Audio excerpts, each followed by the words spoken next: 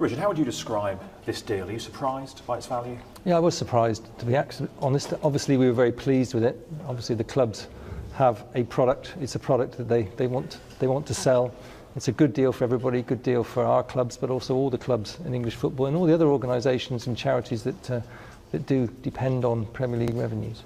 What explains it? What is the attraction, this enduring appeal of this league? Well, the show, it's unscripted drama, isn't it? And there isn't much other content that you can buy that looks quite as unscripted as this. It's good content, and when you aggregate it with other content, and now of course the market is a very different market. It isn't about Premier League content necessarily. It's about a wider sports offering that goes into a wider offering in terms of pay TV, that goes into a wider broadband offering, and now with the recent acquisition by BT of EE and by Sky of their interest in O2, goes into a really much wider competitive offering. And really, as I say, it's competition that drives value, but ultimately it's the show that the clubs put on. That's what people are interested in buying. But it is about this quad play that we hear about now. It's not just about selling the ability to watch live sport. It's also about mobile phones, it's about broadband, it's about line rental broadband. Yeah, and we're just an element of that now. We are an element of that play. These are big companies, big organisations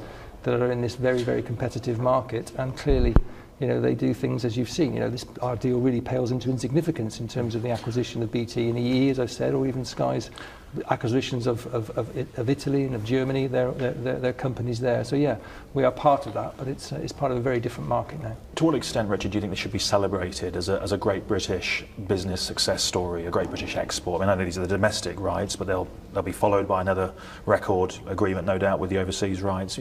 How much should this be heralded? How much of a phenomenon is it, do you think? Well, I think it should. I think our clubs should be celebrated. We are some of the best. We're blessed with some of the best clubs in the world here.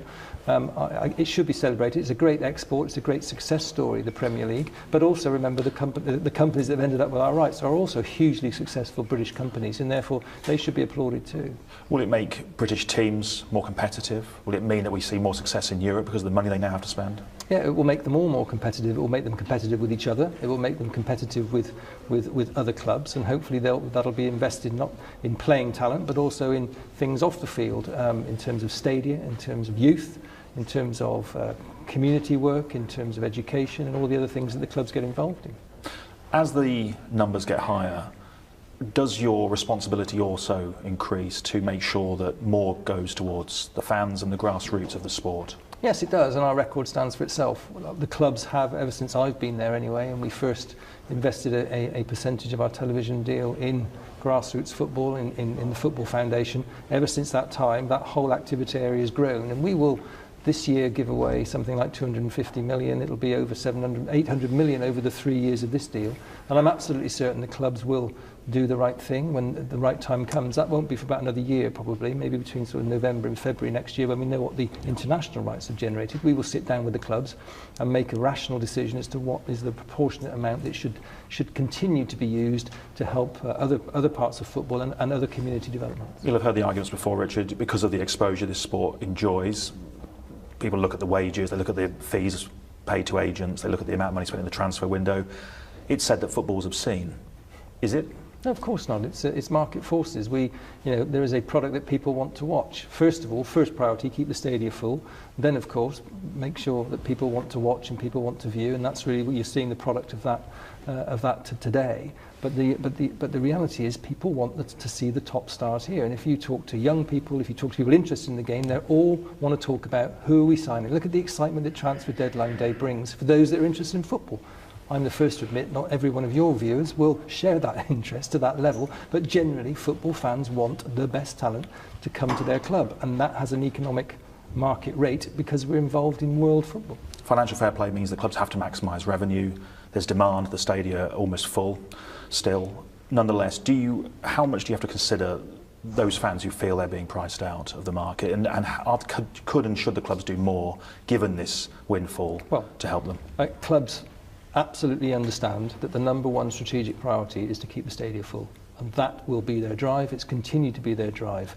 And therefore clubs will continue to make sure they've got to do whatever they need to do. They also understand that they've got to encourage a younger generation and make sure that young fans are encouraged, and therefore clubs, I know, will continue to do that. That's a very much an individual club issue. We will be encouraging them, we will be helping them, we will be helping them analyse, but ultimately I know that they will do whatever they need to do to make sure the stadia stay full. Just very quickly, is this the limit? Can it get any higher than this?